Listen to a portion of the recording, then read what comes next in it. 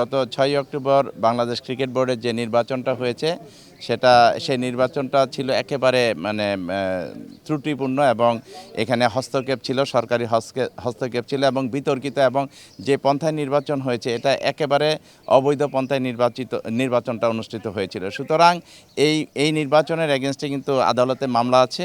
তো আমরা আশা করছি এখন সুবিচার না পেলেও একসময় যখন গণতান্ত্রিক সরকার আসবে তখন হয়তো আমরা ইনশাল্লাহ এটার সুবিচার পাবো আদালতের মাধ্যমে। আমরা সেটার অপেক্ষায় আছি।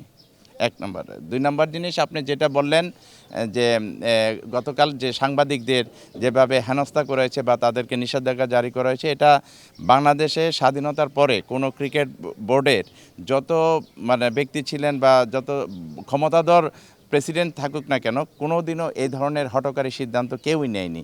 আমাদের সাংবাদিক ভাই বোনদের মাধ্যমে আমরা এই খেলাধুলার যে অগ্রগতিটা যে তারা তুলে ধরেছে, তারা গঠনমূলক সমালোচনার মাধ্যমে আমরা অনেক ল্যাকিংসগুলি জানতে পেরেছি তাদের মাধ্যমে, এবং গঠনমূলক অনেক সমালোচনা আমরাও করেছি তাদের মাধ্যমে।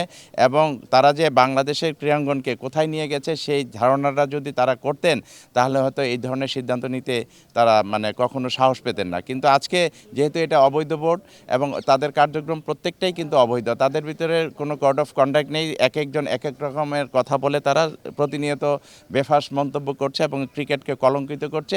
সেটার ধারাবাহিকতায় কিন্তু এই সাংবাদিকদের উপরে নিষেধাজ্ঞা জারি করেছে। এটার তীব্র প্রতিবাদ আমরা জানাচ্ছি এবং এটার একটি সুষ্ঠু বিচার দাবি করছি। যে আমাদের সাংবাদিক ভাই বোনদের যে অপমান করেছে সেটা আমাদের বাংলাদেশের কোনো ক্রীড়াঙ্গনে যারা আছে তারা কেউই মেনে নিতে পারেনি। তারাও এটা খুবই ফুসে উঠেছে এবং এটার আমরা সুষ্ঠু বিচার দাবি করছি।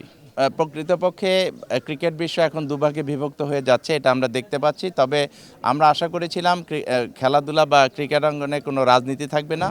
এই রাজনীতি আসলেই কিন্তু যত ঝামেলা হয়, আমরা চেয়েছিলাম রাজনীতির ঊর্ধ্বে থাকবে।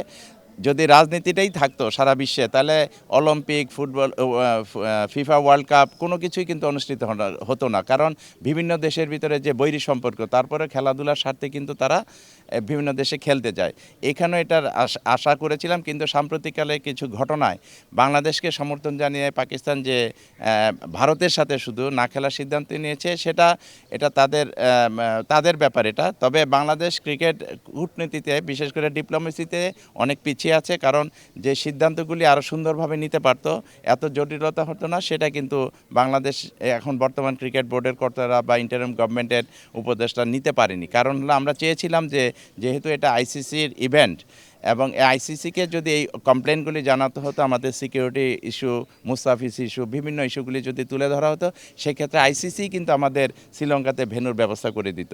আমরাও চাই না যে এই পরিস্থিতিতে ভারতে খেলতে যাক। কিন্তু পাশাপাশি আরেকটি জিনিস আমরা দেখতে পাচ্ছি, সেটা হলো শুটিং, কোনো একটা টুর্নামেন্টে বাংলাদেশের ছেলেমেয়েরা খেলতে যাচ্ছে, তারপর আরও কী টুর্নামেন্টে খেলতে যাচ্ছে। তো ওখানে যদি যেতে পারে, হোয়াই নট ক্রিকেট শুধু মুস্তাফিজ, এটা তাদের আভ্যন্তরীণ বিষয়, এটা একটা লজ্জাজনক বিষয়, এটার প্রতিবাদ আমরাও জানিয়েছি।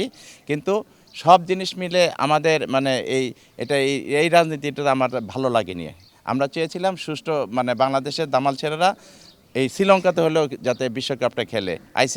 আইসিসির মাধ্যমে যদি এই প্রতিবাদটা জানানো হতো তাহলে তারাই ব্যবস্থা করে দিত। কিন্তু সেটাতে না যেয়ে আমরা সরাসরি কিন্তু না খেলার পক্ষে, ভারতে না খেলার পক্ষে আমরা মতামত দিয়ে এই জিনিসটাকে ঘোলাটে করে ফেলেছি।